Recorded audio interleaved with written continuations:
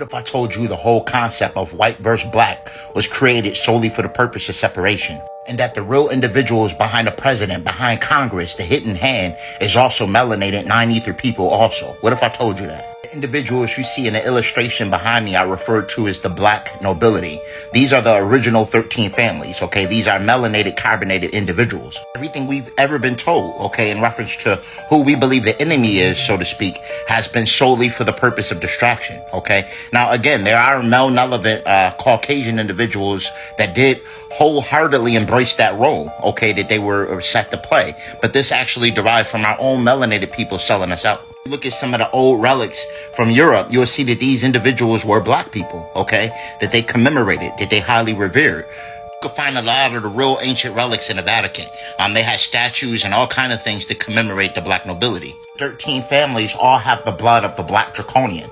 The individual you see to my left and the illustration behind me is referred to as Tarnush or Halal, okay? This was a black draconian. This is who Ra Hayes making reference to when he say they look like us, but they not us. These are reptilians, okay? And oftentimes they have the pointed ears and a widow's peak as a genetic trait. Free Elder God, Dr. Malachi Z. York, he spoke on these entities in the Holy Tablets, okay?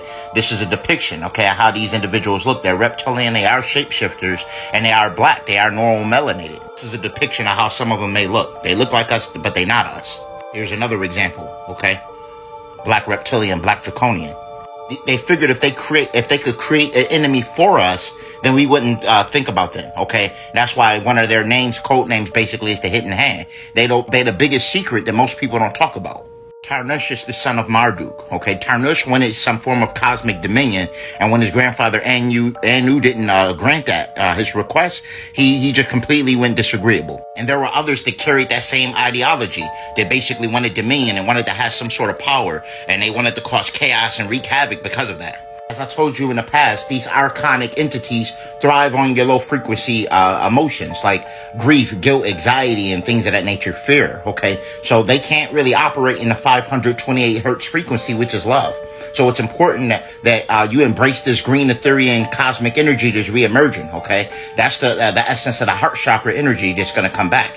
And once we fully embody that and we eliminate all racism, all hatred, and we just fully walk in the heart chakra, okay, and follow the laws of Ma'at, which your heart being light as a feather, which you're forgetting about anything that you've been taught through the indoctrination process in regards to the assimilation, then you will fully ascend and tap into your crown chakra and fully reap the benefits of a Kundalini awakening. You can't do it with hatred. Okay, so contrary to what you want to believe, you want to have an enemy and things of that nature. It's understandable, but your biggest enemy is yourself, and your biggest enemy is the indoctrination and a false technology that you've been told. Okay, this also came from Yaqub. Okay, remember, he was the author of technology, and a lot of this illustration that we still following stems from that. If you follow in a concept of hatred or anything along the lines of that, then you are actually going off the teachings and the ideologies of technology, which were orchestrated by Yaqub, the scientist. All right. This is some of the doctrines that he came up with on the island of Patmos. OK, Yaqub actually was the one that orchestrated and came up with the enemy for us to have some form of adversities with. OK, that we can actually see to camouflage the 13 families, the black nobility that actually been puppet mastering this whole thing, controlling this whole matrix, operating this whole simulation behind the veil. Remember? A brown hue. It wasn't until 6,600 years ago that a scientist born in Arabia by the name of Yaqub had a determined idea to make a people who were completely unlike the original people. He planned to achieve this through a form of eugenics and selective mating called grafting. Yaqub learned through his studies that there were two germs in the black man. A germ is a portion of an organism capable of developing into a new one or part of one. He found a black germ and a brown germ. He concluded that if he were to isolate the brown germ and graft it all the way down to its most recessive traits, he could produce opposite of black, white. Once he finalized his hypothesis, he had to go to work on finding the necessary converts to begin grafting his new race of people. He began teaching to crowds all over Mecca, Arabia, promising people luxury and telling people that he would make others work for them. Yaqub managed to get 59,999 converts to his mission, and he was the 60,000th person. He wasn't allowed to do his grafting in Arabia, so their ship sailed out to an island in the Aegean Sea called Pilan. In the Bible, it's called Patmos. He established a system of policies, procedures, and laborers. His laborers consisted of doctors, ministers, nurses, and cremators. Yaqub passed away at the age of 150 years old. However, this genetic engineering continued long after he passed by his leaving literature for the future laborers. For the grafting process, they used positive assortative mating and negative assortative mating. Positive assortative mating is when you mate phenotypically similar people together. So they were allowed to mate brown with brown skin tones. Now, negative assortative mating is when you mate phenotypically different people together. So they were allowed to mate black with brown skin tones. However, they were not allowed to mate black with black skin tones. It took a total of 600 years to produce his final man.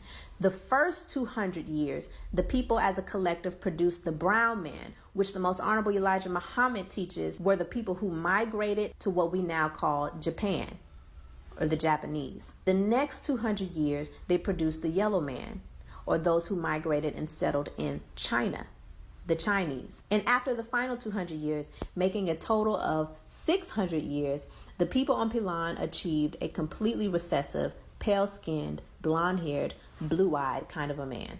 We're at a time where it is extremely important, not only for our people, but for everybody on this planet to wake up to what's going on. May 4th of 2020, Donald Trump sent this form over to the owner of the United States Corporation, informing them that they were bankrupt and they needed to cough up the collaterals and whatnot. Say, bruh, the nigga name is at the top of this form, bruh. Look, Roger Allen Moore, Raphael Amexem Moore. He's the same dudes Rod Hayes was talking about when he was saying they look like us, but they ain't us. The black hands, the people at the top pulling the strings look just like me and you. Y'all gotta really read this shit, man. This shit deep. Next day, they went and raided Trump, right after he put this form out. Come on. So the president ain't even the owner of the United States Corporation. He just the CEO. They just all front man. See the title he go by? Amexem Moore. They even got his tax identification number on this shit, man. Yeah, Trump went crazy on this dude, bro. Yeah, so these people are the real secret families hiding in the backgrounds with the black hands. So these people control the justice system. They control the money. They control Hollywood. They control the media, all that. These black nobles are really humanoid reptilians. They the same type that Tarnish and Haylaw was. A lot of these beings gonna look like this. I'ma just flat out tell you, bro. See the pointy ears and all that shit, man? That's that mix. James Baldwin was one of them. You see the Widow's Peak, Vulcan feature. Even back in the Pocahontas story, John Smith and John Roth was one of these people too. It was always our own people coming over and selling us out. Keep in mind that these people went in the Caucasus Mountains and started capturing these Fugalords and Canaanites and making them their slaves, all under King George the First. So these people are really the first slave owners, man. That's what they were doing to these Fugalords. Sent them over here to Amexem so they can work in the work release programs for their crimes, and they were working as slaves. So from 1715 to 1775, they fought for the independence to overthrow King George III. And that's how they got on top of us today, type shit. See, this King George III up here, and this is the fake one that they gave us down here in the history books, man. See, these beings, they did this shit. They the one that put these white faces on these people. How they hide their hand, bro. I'm telling you, man. Like, y'all ever notice how, like, them big names like the Rothschild, the Rockefeller, all that shit, like, every time you see a rich white man, they always the CEO. But, like, they ain't never the owner of the business. You see what I'm saying, bro? That's because the owner gonna be the black nobility. You know what I'm saying? These people gonna be the high-ranking officials in our society. They gonna have them jobs like judges and sheriffs and all that shit. And I heard some of them, they be sending their kids to school like Harvard and Yale because they, you know, they believe in the higher education. You know what I'm saying? That's these people. They don't fuck with us, though. I'm gonna tell you. In this 1999 sit-down with David Icke, Arizona Wilder tells us why reptilians love human blood. Check this out. The blood has something. It has something in it. It has secretions from the pituitary gland and from pineal gland, and it has a very strong drug in it that they also. I mean, this is the one that keeps them from going crazy, and it's like heroin or like endorphins. and it's much stronger. But what they need is, for it to be secreted in the blood, is they need terrorization of their victims before they are killed for their blood. Or if a young woman is beginning to menstruate, they need the menstrual blood. And they have to terrorize them to get this to come out in the blood and be secreted in the blood. We have to understand that they need for the blood to be stressed so that it can release certain chemicals, giving it the effect that they need. Element comes and secretes out through the blood. This all comes out through the blood at that time, and it's at that point they are actually staring into the eyes of the head of, at some of these rituals, or at a reptilian. They are staring into the eyes of this person, and they're held. It's a hypnotic gaze these reptilians have, and it holds the victim in an absolute trance, in a trance of terror, and then they are killed at that moment as they are staring into their eyes. And not only do they can't hold their shape when this happens. The human shape they cannot hold. They go back into reptilian shape as this is happening, because it's like an animalistic type of excitement of the kill. These reptilians are so excited that they go into a frenzy and just start ripping the flesh off the humans uncontrollably. So much so that they can't hold themselves back. They got the same skin as the lizards got, okay? And terrible looking faces. But then they have the ability to shift and look like a human. All of them do.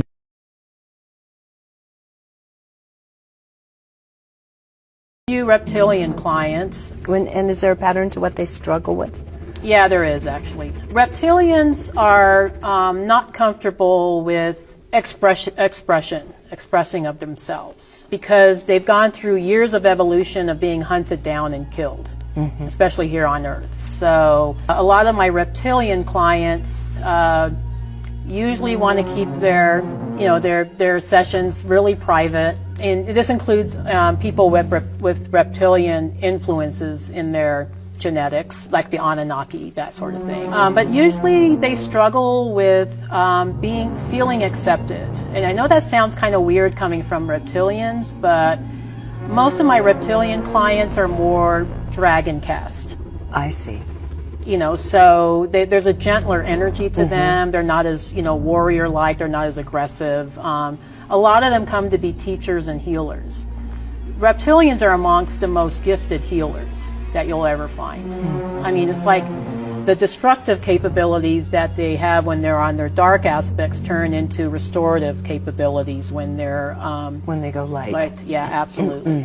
You see, these entities know what time it is. Listen to your boy Pharrell tell you. Celebrities know their time is up. The poles have shifted already. And when the poles shift, everything in the matrix is just it's a new color, it's a new taste, it's the new smell, it's a new feeling, and the rules change. Oh yeah, all the rules ever changing. See, I showed in my live how all these celebrities are divorcing. You see, why is every celebrity couple breaking up? And they really need a relationships expert to tell you why? That's because that's all part of the gimmick. That is all part of the matrix. Tell me, has a relationship expert ever came up to you and tell you why you and your ex aren't together? They know the jig is up, y'all. It's over. Oh shit. Oh my God.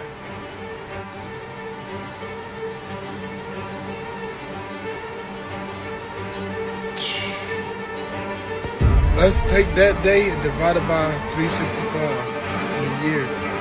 Almost 3 years. I really feel like this is a sign.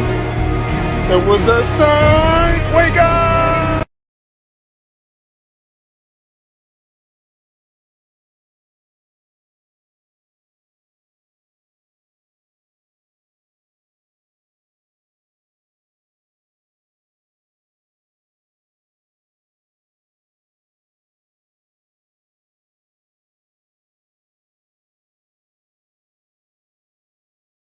Y'all seen this movie, Free Guy? Y'all know why they call it Free Guy, right? This whole movie was about the Matrix and how he broke free of the Matrix. Peep.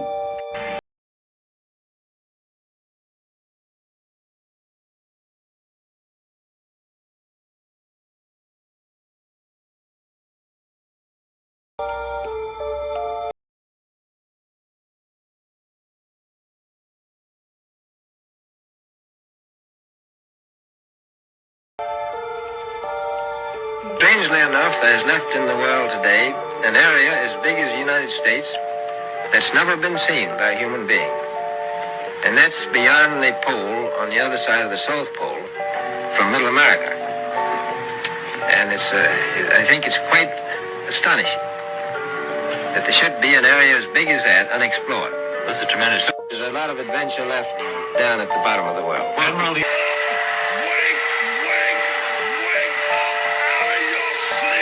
Let me ask you a last question, Bill. Now you are doing yourselves this transition into a new function, and you leave behind a legacy of having transformed the world into I would say, into information society. Now, if you look forward and at your next career step, career may be not the right word here, but at your next life phase, what would you like to see as your legacy in 10, 15 years? Of the new work? Of the new work, yeah. With your new function. Well, I set very ambitious goals because I'm quite optimistic. If you look at, say, the 20 diseases that our global health program goes after, I'd hope that within 15 years, over half of those, we could have had a very dramatic impact.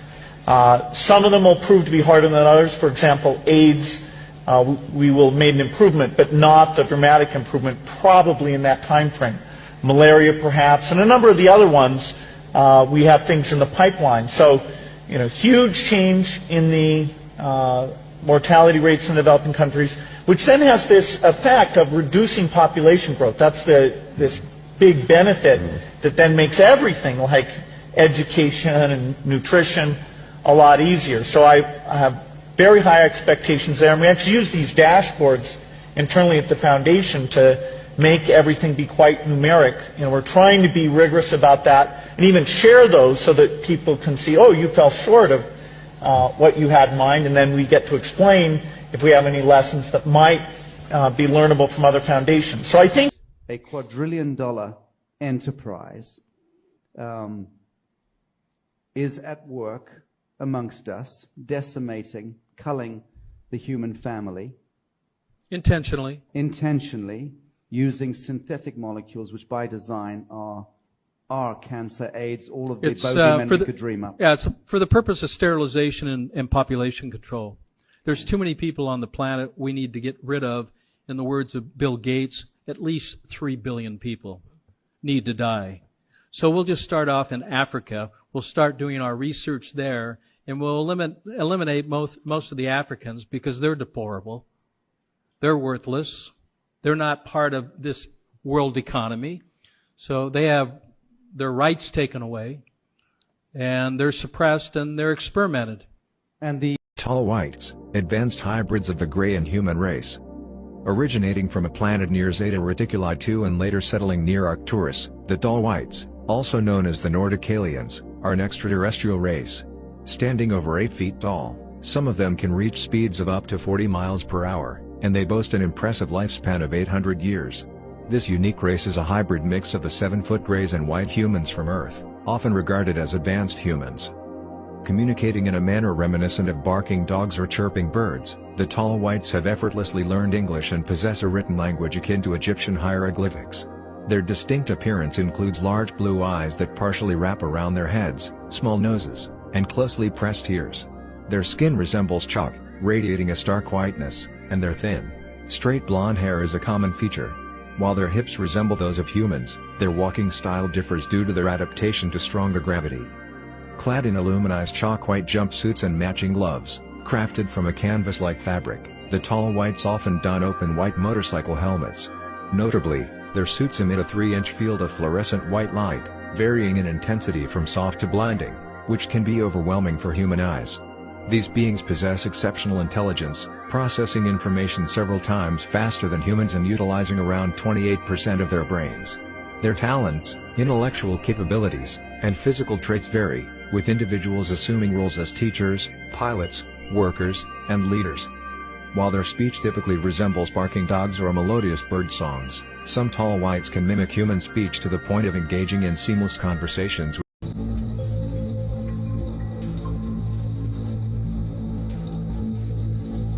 Whoa.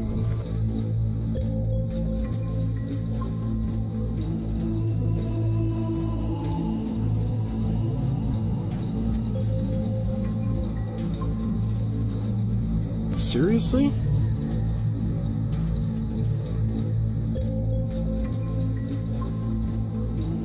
Hi, my friend.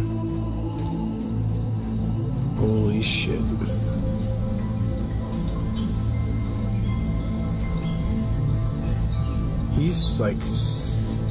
He's standing above the bushes. He, she, whatever, look how tall that is. Yo, it's white.